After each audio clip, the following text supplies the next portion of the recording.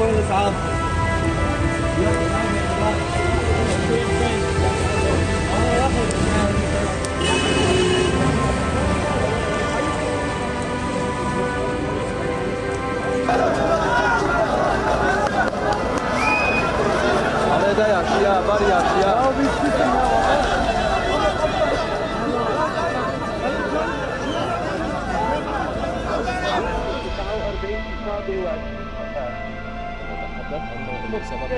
الحقيقة مختلفة لأنه غرض العمليات اليوم.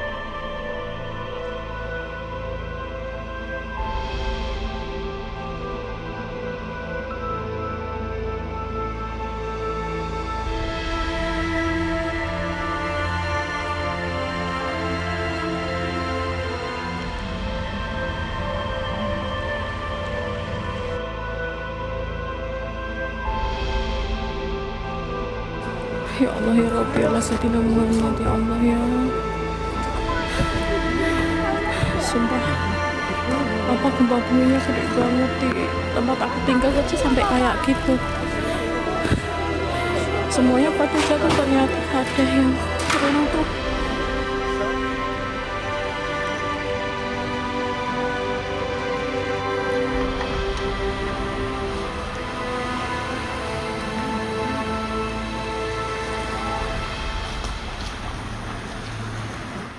Dan pemirsa, perkembangan terkini terkait jumlah korban jiwa akibat gempa bumi di Turki telah mencapai lebih dari 600 orang. Video drone ini menunjukkan kondisi di kota Adana, Turki yang terdampak gempa. Puluhan petugas penyelamat berupaya untuk mengevakuasi korban yang terjebak di puing-puing bangunan. Evakuasi berlangsung sepanjang siang dan malam hari ini. Gempa berkekuatan 7,8 mengguncang tenggara Turki dan bagian utara Suriah pada hari Senin. Ratusan bangunan hancur dan membunuh lebih dari 600 orang. Banyak korban yang diyakini masih terjebak di bawah puing reruntuhan. Sementara itu korban jiwa diperkirakan masih akan terus bertambah seiring dengan evakuasi yang dilakukan oleh tim penyelamat di sejumlah wilayah terdampak.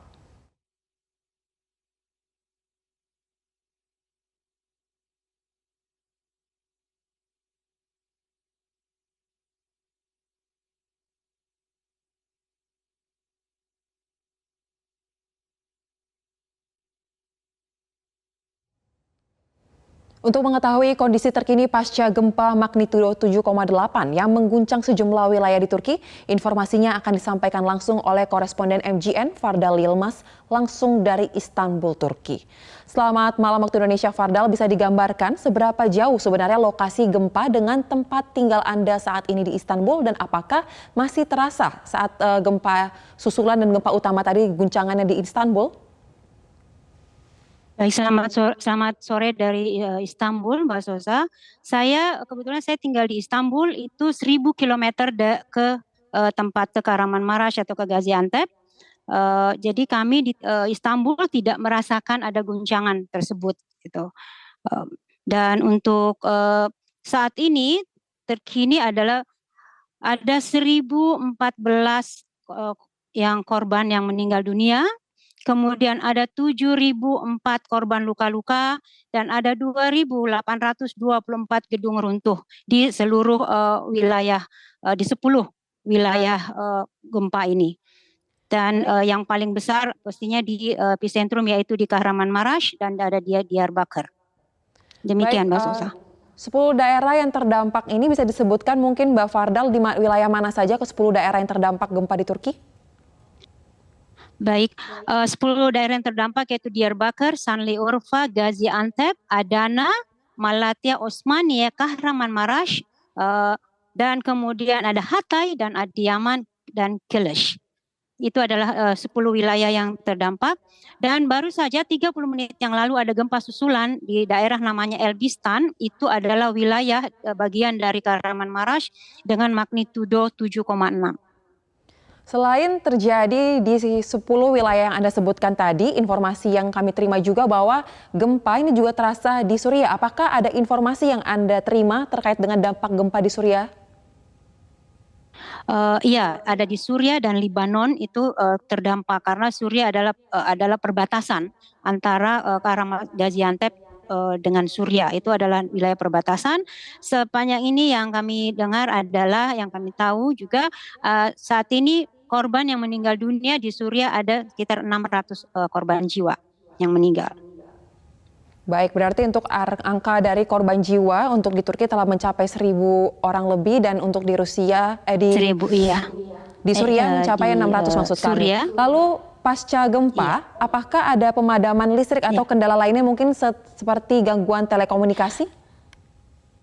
Kalau yang di tempat gempa itu ada pemadaman, khususnya gas, itu mereka sangat itu pemadaman semuanya, gasnya dihentikan dan listrik. Untuk komunikasi, AFAD atau penyelamat tim rescue, otoritas rescue bencana di Turki itu menyarankan untuk tidak menggunakan line telepon yang biasa, karena itu sangat diperlukan. Tapi kami masyarakat diminta untuk menggunakan line internet. Sebaiknya line internet.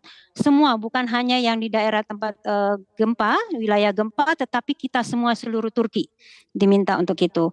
Dan saat ini keluar tagline dari pemerintah Turki bahwa 85 juta akan terus bersatu menghadapi bencana ini.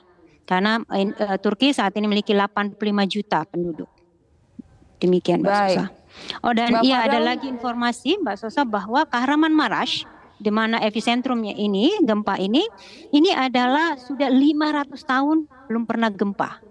Ini gempa terdahsyat setelah 500 tahun dialami oleh Kahramanmaraş.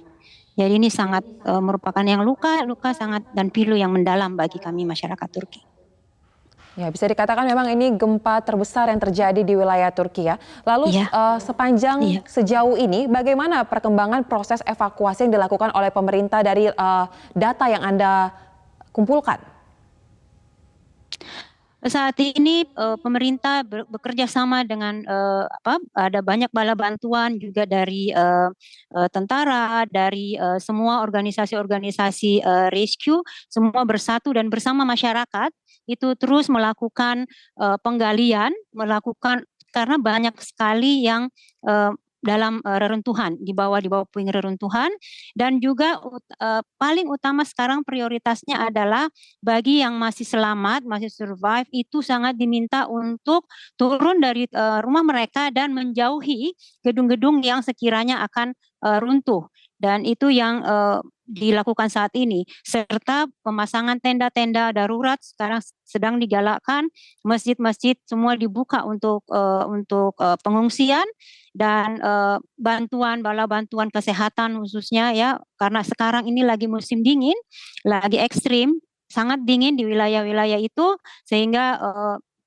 teruslah berdatangan dan diminta bantuan untuk baju dingin misalnya, dan obat-obatan tentunya. Demikian, Mbak Fardel, apakah sudah ada informasi terkait dengan bagaimana kondisi ataupun keberadaan dari WNI yang mungkin bertempat tinggal di wilayah yang terdampak gempa? Apakah sudah ada informasi terbaru terkait dengan hal ini? Informasi terbaru yang saya dapat dari teman-teman itu mereka aman, ya, yang tidak ada yang terdampak. Adapun yang terdampak, tapi mereka sudah menyelamatkan diri gitu, sudah mengikuti arahan dari pemerintah, dari otoritas setempat untuk keluar dari rumah, menjauh dan pergi ke tempat yang aman. Kecuali ada 3 orang dapat informasi dari KBRI Ankara bahwa ada 3 warga negara Indonesia yang terluka, tapi tidak terluka parah, luka ringan, dan sekarang sudah dibawa ke rumah sakit. Satunya di mana satu ada di Kahramanmaraş, yang 2 orang lagi ada di Hatay. Baik, lalu untuk identitas ketiga warga Indonesia yang terluka ini apakah sudah disampaikan oleh KBRI atau belum ada informasi lanjutan terkait dengan hal ini, Mbak Fardel? Belum ada lanjutan dari KBRI, baru tadi disampaikan, dirilis bahwa ada 3 orang itu. Jelasnya belum dapat informasi. Tapi mungkin nanti kalau ada keluarga atau ada ini yang ingin bertanya, mungkin kalau ke KBRI Ankara bisa telepon ke hotline KBRI Ankara. Jadi bisa untuk siapa tahu ada keluarga yang khawatir, yang anaknya ada di sana, khususnya mungkin yang ada di Kahramanmaraş atau di Hatay atau di wilayah mana saja, bisa menghubungi hotline KBRI Ankara. Baik, mungkin bisa disampaikan terkait dengan nomor hotline KBRI Ankara. Mungkin ada penonton Metro TV Top News saat ini yang bisa menghubungi. Plus 90 53 2135 2298. Baik, ini merupakan nomor hotline-nya ya KBRI Ankara untuk mencari informasi. Ya, Kemudian KBRI Ankara. Mbak Fardal bisa disampaikan Ya. mungkin terkait dengan arahan dari pemerintah Turki secara garis besar untuk masyarakat Turki sekarang, selain tadi meminta untuk mereka yang tinggal di gedung-gedung untuk segera keluar mengantisipasi adanya gempa susulan. Apakah sudah ada mungkin beberapa kantong tempat pengungsian untuk warga bisa tinggal sementara yang telah disiapkan, dan jika ya, ada berapa banyak jumlahnya?